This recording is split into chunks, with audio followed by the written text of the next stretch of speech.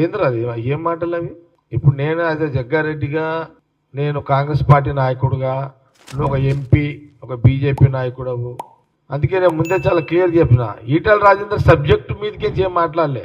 Bugger సబ్జెక్టులో నోటికి వచ్చినాడు సీఎం రేవంత్ రెడ్డి గురించి, కాంగ్రెస్ పార్టీ నాయకుల గురించి మాట్లాడిండు. నేను అదే అంటున్నా, నా కొడుకు ఏంద్రా అది? ఏంద్రా అది? ఏం మాటలు ఈటల రాజేందర్?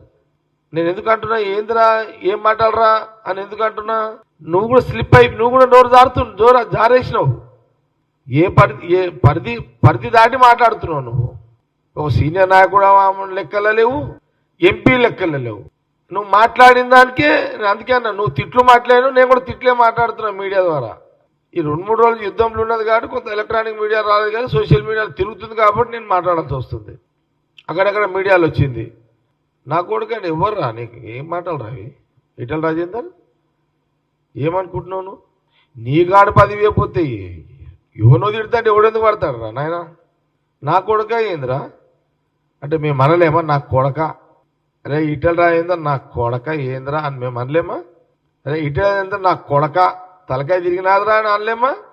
అరే ఈటల రాజేందర్ నా కొడక పాగలుగా అయినామని మేము అనలేమా? అరే ఈటల రాజేందర్ నా కొడక నువ్వు జరిగినవరా అని మేము అనలేమా? ఏమనుకుంటున్నావు నువ్వు? మేము తిడితే నువ్వు ఊరేసుకొని వస్తావురా నాయన? అసలు నేను చెప్తున్నా, నేను జగ్గారెడ్డిగా చెప్తున్నా. నేను ఈరోజు ఎందుకు మాట్లాడుతున్నా, ఇక్కడ ఉన్నది కాంగ్రెస్ పార్టీ ముఖ్యమంత్రి రేవంత్ రెడ్డి గారు, కాంగ్రెస్ పార్టీ నాయకులు. నేను అట్లా మీ సెన్సార్ లేదు తిట్టినట్టు వేస్తాము అని అంటే తిట్టి పడేస్తా ఈటల రాజేందర్ని. ఎవడు రా సైకో? ఎవడరా? పోస్టు దొరకక నువ్వు సైకో అయినవురా నాయన. ఆ గంజాయి తాగిన కూడా అధ్వానం అయిపోయినావు నువ్వైతే. ఇక్కడ ముఖ్యమంత్రి రేవంత్ రెడ్డి అనుకున్నాడు అయ్యిండు. ఇక్కడ ముఖ్యమంత్రి కావాలని రేవంత్ రెడ్డి అనుకున్నాడు అయ్యిండు.